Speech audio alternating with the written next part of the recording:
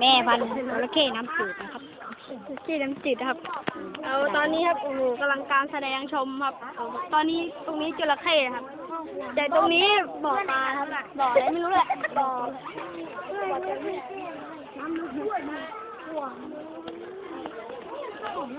ขนาดอายุ20 ปีหัวมึงเนี่ยเราสักประมาณ500 ปีอันนี้คือบ่อจ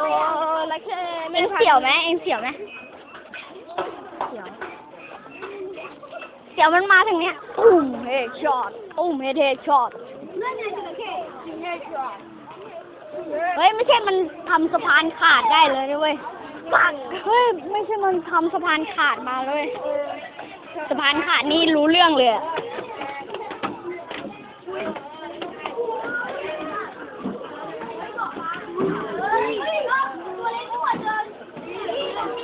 ตัวเล็ก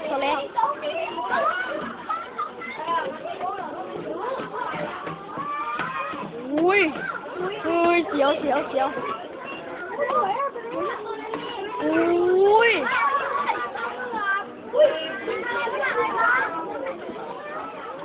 กินนก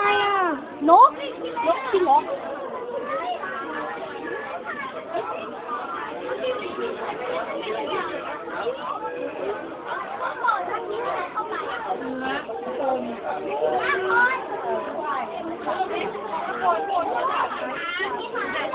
ครับผมเอาเลยครับโอเคครับยังไง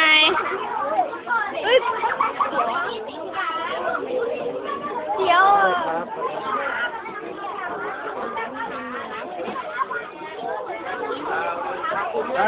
ดูเลยมันเดี๋ยวได้ครับ20 บาทเลยครับของละ20บาท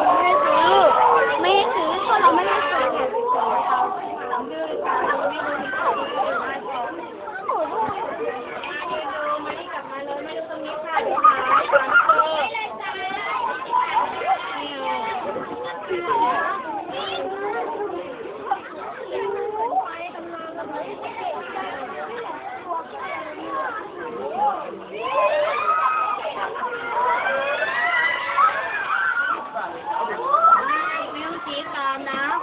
บอกแล้วใครล่วงลงไปฉันไม่เอาแล้วนะเตรียมตัวหาพ่อหาแม่ได้เลย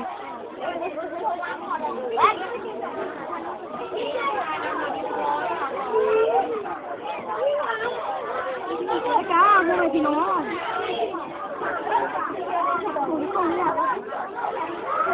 4 แท็กซี่เดินมาตั้งแถว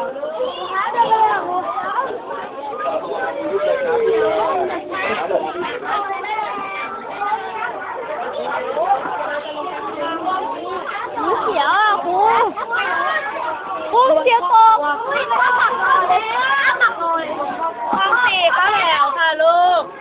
กระเป๋าส้มเข้าแถวเร็วๆเลยค่ะห้อง4ค่ะไม่ไหนอันตราย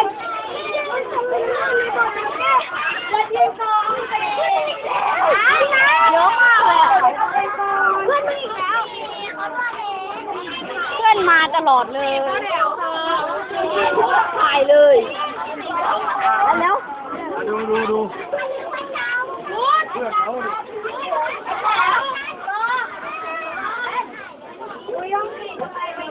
อุ้ย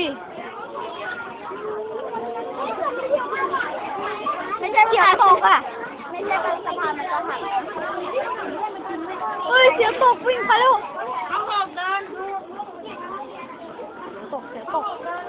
เสียตกมึงระวังนะมึงสะพานถูกแล้วฮะไปบอกอะไรนะสะพานมันถูกแล้วมันจะตกแล้วอ่ะครูเขาเดินไม่กล้า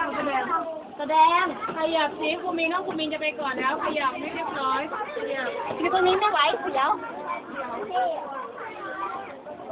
เขาก็รอเรื่องไปพูดถึงนั่นเหรอคนลุกเลยคนลุกเลยโอ้โหเสียวตกไปนะแล้วคือตกใจตกได้แบบว่าก็เลยไป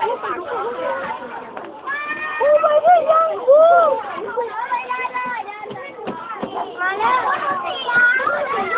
ไม่ได้ยังเนี่ย ต้อ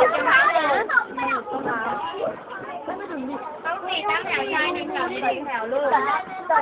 โอ้เสียตก ชายหนึ่งกับหญิงแถวเรียนโต เสียตกอะครู เ